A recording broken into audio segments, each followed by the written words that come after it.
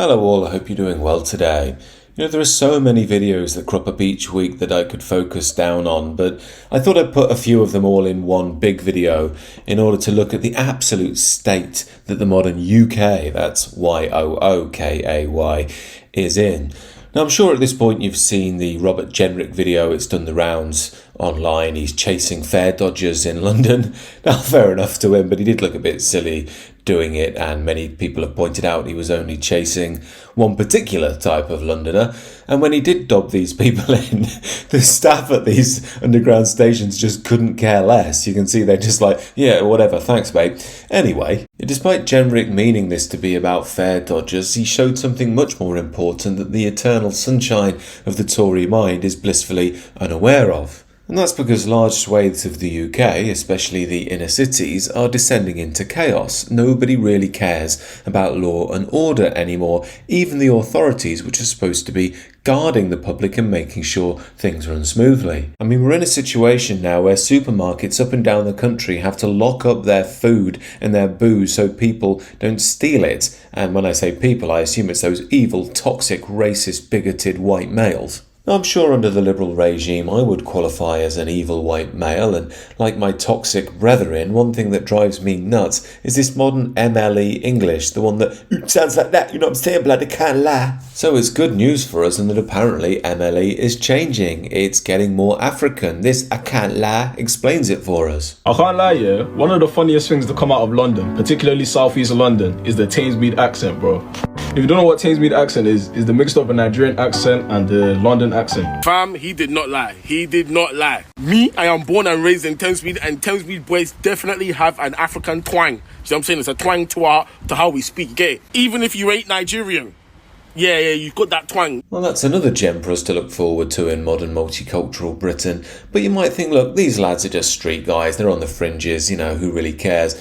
But it's not on the fringes. Remember Blue Peter, that quintessentially English show? Well, have you seen it recently? Apparently that MLE accent is absolutely perfect for it these days. Sound waves, yeah? They're so powerful that we can actually use them to smash this glass. No. Oh, wait. Hey, that sounds like a matching skill. How is this all possible? Danny, can you get that little ting for me? Yeah, of course, brother. Now that noise, yeah, that's called a resonant frequency. Now there's been some conversation online saying it's snobbish to look down on these guys with their rude boy accents here, talking about science, don't you know?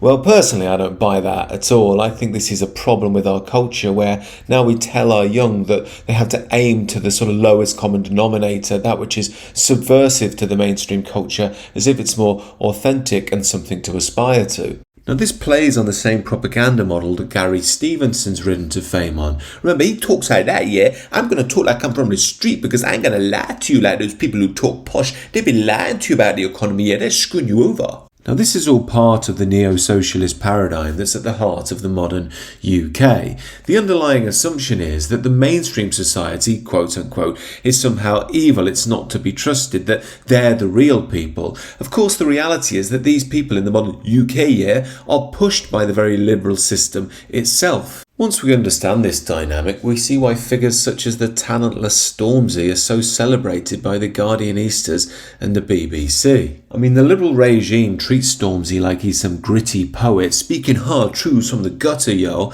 when in reality he's just repeating tawdry left-wing cliches and degenerate grime rap culture. I mean, to get a flavour of the intellect of the Stormster, here's his insightful and nuanced take on the British Empire. British Empire is the darkest shit ever. The Commonwealth, that's the darkest shit ever. British Empire, Commonwealth. That's literally England going to countries and destroying communities, like putting there and...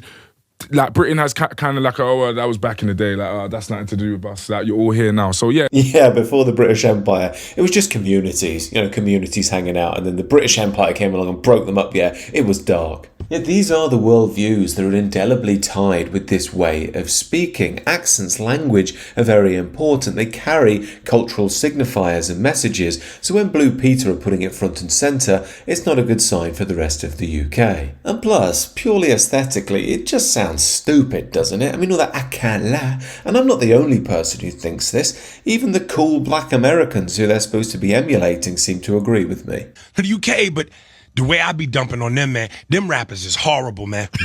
On the Charlie, the ball, the pop, and they do it for M, let's go. And the pop, pop. Everything ain't gotta be for everybody, yo.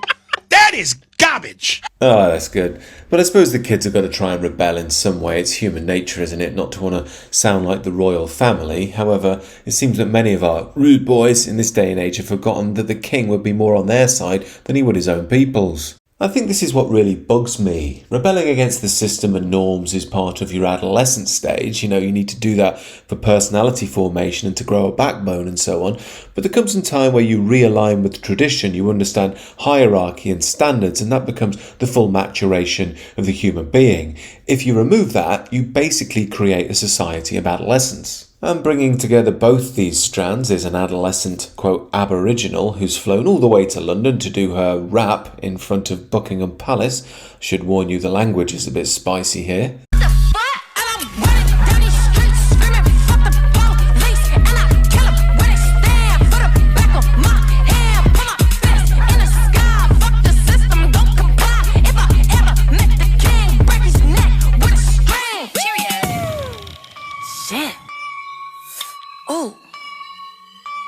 You fight the power, sister. Should these monglets not know what the modern UK is? I mean, we're a declining liberal dystopia, not exactly a traditionalist imperial power any longer. What does she want King Charles to do? Give Australia back to the Aborigines who managed to build a couple of mud huts over 60,000 years and would die of old age at 17 from typhoid fever if they weren't murdered in some tribal war? But look, it's all part of the modern grift, isn't it? Go and act like a rebel when nobody really cares and everyone would celebrate you anyway, including King Charles. He'd probably give you an MBE. But despite being in the post-woke world, it's quite evident that Whitey, being the eternal oppressor and evil, will still go a long way in the supposed civil rights movements. It's an easy grift, that one, and very popular with the powers that be. Here's a black girl on Twitter stating she thinks white people have a gene in us that makes us, genetically more prone to evil or some shit cause WTF. Now, despite this getting 23 million views and 325,000 likes, shows how popular white folks are out there, hey? The video she's actually referencing doesn't show white people at all. It's Jewish people having a barbecue next to a concentration camp for Palestinians. So here we have a black girl who can't tell the difference between Jews and whites, who doesn't understand the Israel-Palestine issue, but just hates white people so much she says we're genetically defective, even though this has got nothing to do with us, and gets 325,000 likes. A ringing endorsement for multiculturalism there. And we're just supposed to ignore all of this, not notice it's happening. Just like how, with Robert Jenrick's little stunt, Politics Joe and their leftist liberals, remember, decided to go and interview Turkish barbers over his edgy Turkish barber weird shop comment. I mean, London is falling into third world chaos and disorder, and all the trendy liberals at Politics Joe can think about is maybe Robert Jenrick said something that could be construed as potentially racist. Let's see what Turkish barbers think. And plus, it's not even controversial. Most of us already know that many of these Turkish barbers and vape shops are fronts for criminal gangs. Even the BBC's reported on it. But look, this is the way of the modern UK, isn't it? Ignore what's actually going on in front of your eyes, celebrate the multicultural utopia, keep reading BBC and The Guardian on your smartphone, and watch out for those evil, toxic, bigot, far-right, racist white males. But look, as I say, I do believe things have to get worse before they can get better, and it seems to me that many people, liberal as they may well be, are running out of places to run, and eventually will have to live with the diversity that they apparently so love. Once they have to do that, I think more and more people will start to wake up to the reality that's going on here. Anyway, do let me know what you think down below, and do consider subscribing to the channel if you're new.